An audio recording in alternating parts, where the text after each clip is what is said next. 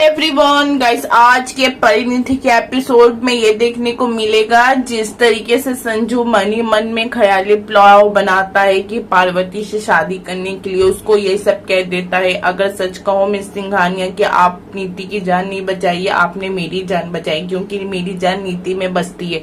तो उसको ऐसा लगता है कि पार्वती बहुत ज्यादा जेलसी फील करती, तो ताई जी से बताता है तो ताई जी बोलती है कि ये तो अच्छी बात है, करना ही है, ये अपनी परी है, पार्वती नहीं है, एक्सेट्रा बहुत सारी बात करती है।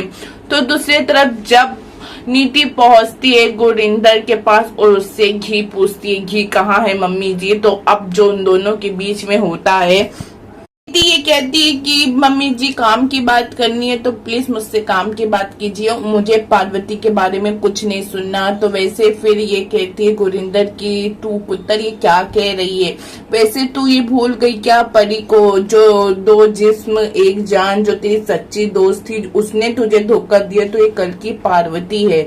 दिमाग खराब हो गया है कि जो तू पार्वती पे इतना भरोसा कर रही है। तो नीति ये कहती है कि अक्ल आपकी मोटी हुई जा रही है, प्लीज आप खाना कम कीजिए, मैंने बोला ना। नीति ये कर देती है गुरिंदर को वार्न की, आगे से मेरे सामने पार्वती के बारे में कुछ गलत मत कहना।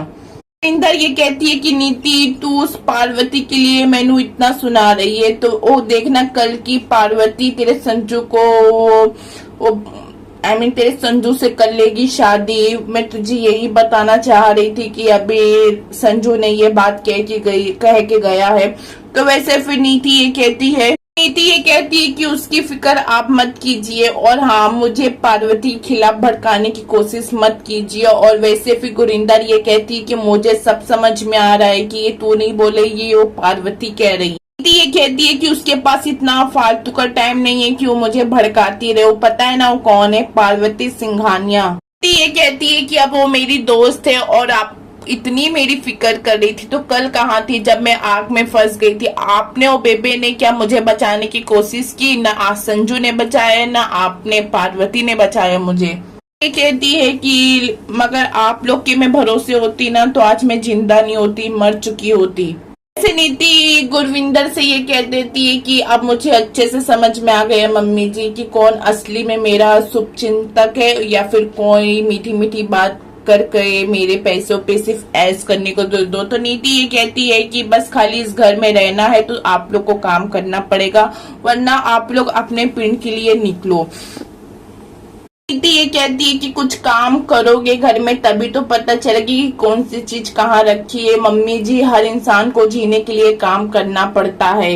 ये कहती है कि बस आपका तो एटीट्यूड ही एकदम ही अलग है, बस शॉपिंग करा लो, नए नए कपड़े दिला लो और बस नए नए गहने बनवा लो, आपको तो कुछ जैसे कि कुछ।